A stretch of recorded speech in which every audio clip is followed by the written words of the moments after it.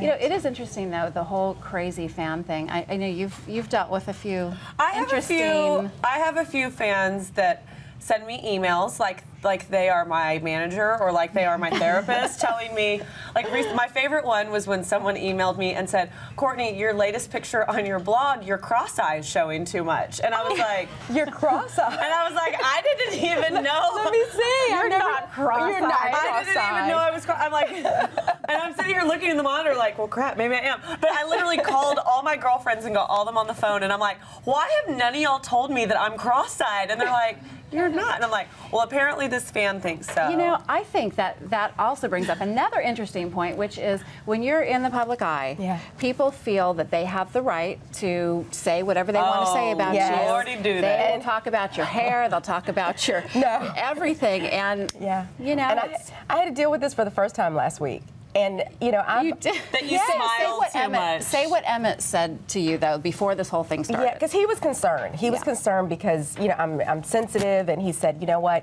you're about to step out there, and he's so tough. He's used to dealing with it.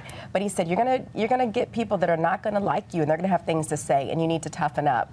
And so, well, the first one was just somebody who said I smile too much. Stop being I'm sorry for being happy. Stop being so happy. And I'm like, oh, you need to be more pissed off often. And then the second one was on a site, and that person happens to be here today. I don't know if she wants me to say her name, but on the Oh So Cynthia site, and a friend of mine texted me immediately and was like, oh my gosh, did you see what this person put about you?